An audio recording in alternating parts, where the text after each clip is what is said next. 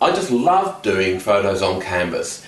This is just one that my partner put together for me of my 2-year-old with some painting he did. So not quite a photo composition, but still nice on canvas. The problem is I sent this away and it was done by one of the mass production groups on the web. I won't say who, because they're no better or worse than just about everybody else out there. But let's just have a look so that you know what to look for in a good canvas. And this isn't one. For instance, this is about 6 to 8 months old and it's still almost tacky to touch. I can feel where the ink is just sitting on top of the canvas rather than properly within it. Now if we have a look at one of the corners here, for a start you can see all they've done is fold the canvas over the edge.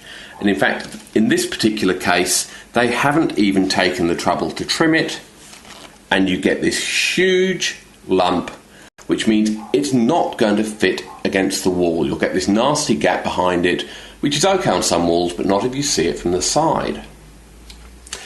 They've stapled very roughly down the back, not a big problem, but the better organisations tend to finish this off with proper tape.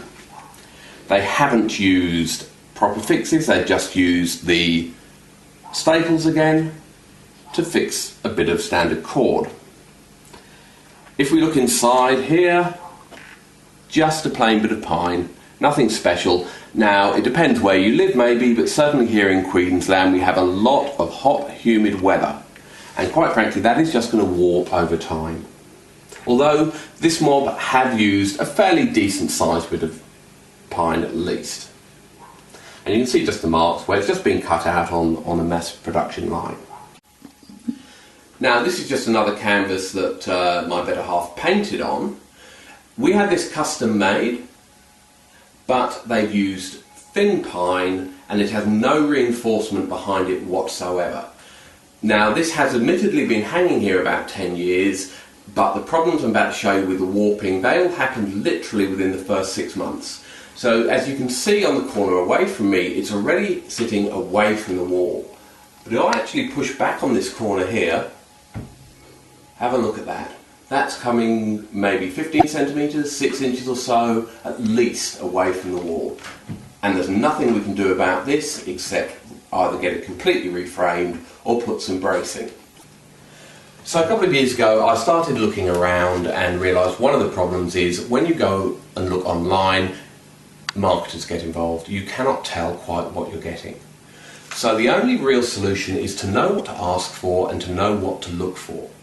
Now in my research I found a company here in Brisbane called Brilliant Prints. They do serve the whole of Australia. They've got a new office opening up in Singapore. Now over in the UK or the US, hopefully you'll have a similar company that you can find. So all I can do is give you some of the pointers, what you should look for when you get your prints done on canvas.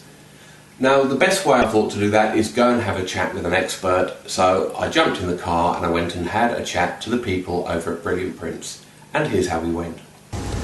So here we are in sunny Queensland outside Brilliant Prints. Let's go inside and find out what printing your photos on canvas is really about. Okay, so we're going to have a chat to Lee, the owner of Brilliant Prints, and he's going to run us through the whole printing process and maybe give you some tips on how you can get your photo ready for their process. So what we're aiming to do is to end up with a finished print, something similar to this. There's a number of processes involved to get it from a digital image through to a finished product that's ready to hang. So first of all, we'll go and we'll have a look at the printing, which is where we take your digital image and actually print it onto the canvas. So once we've taken your image and used Photoshop to colour balance it, we then send it to one of these wide format printers. The canvas comes in a roll of varying widths and we lay them all up in order to reduce wastage. The printers are Epson wide format inkjet printers, archival to between 75 and 200 years. Once we've printed the image, we then hang it up to dry. We operate two different printers, one being a colour printer, dedicated colour printer, the other one being a dedicated black and white printer. The black and white printer has only black inks of varying densities in it to give you completely neutral black and white prints. So you'll get a better black and white print without any colour casts, that sort of thing, because you're only using the black and grey inks? Correct. And also the blacks that you get in the dedicated black and white print are much, much denser than you would with, say, the Epson. There are many different grades of canvas available on the market. They range from cheap products that have been imported from China that are basically the weight of a bed sheet, right through to the product that we use, which is archival for 100 years. It's acid-free, it's pH neutral, and it's basically manufactured in the US for the international market. So once the prints have been printed, they're then hung and left to dry. We then need to apply a protective coating which stops the prints from cracking. It protects the ink from abrasion, and it also adds some waterproof properties to the print as well. We spray the prints using what's called a HVLP spray gun. It's the same type of gun they use to paint Porsche cars by hand.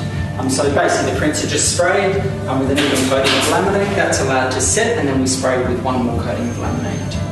So how long does the whole drying process of first the inks and then the laminates take? The drying of the prints can take anywhere from 4 to 6 hours depending on the day, and then once the print's actually laminated, then these will have another 8 to 10 hours. In winter we actually have to heat the room and blow hot air through in order to make it dry faster, because otherwise it would take 2 to 3 days to dry the lower temperatures. So here we have one of the pallets, I assume, of timber, and then the cutting equipment. The next stage is to then make a frame for the print. So we have a system whereby we get a framing list on the computer that gives us the exact measurements to within 1 millimetre for each print that's actually been printed. We use a double-sided framing saw and a measuring system that we've built. So I'll just start it up and make a few cuts for you.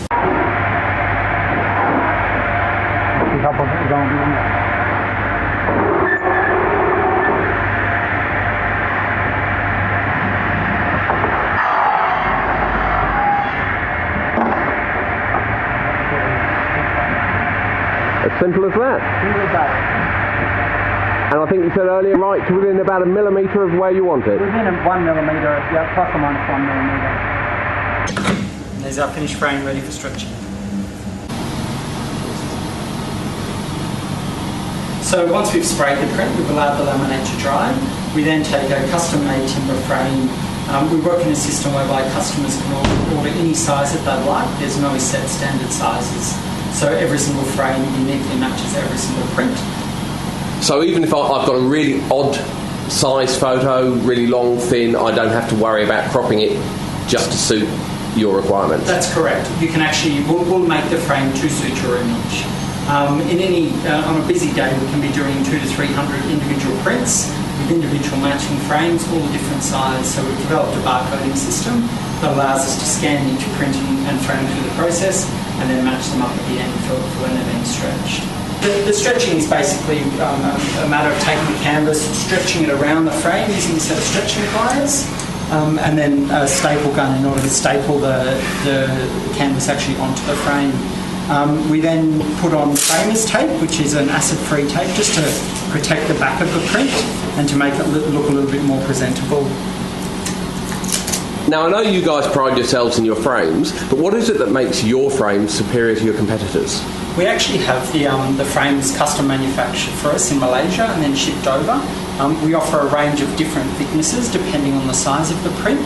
So obviously if you have a print that's sort of over 1 metre, you need to go with a thicker frame to stop warping and twisting.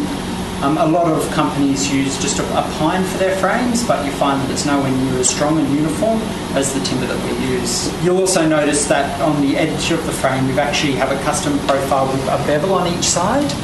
The idea of having the bevel is to stop the canvas actually touching the front of the frame.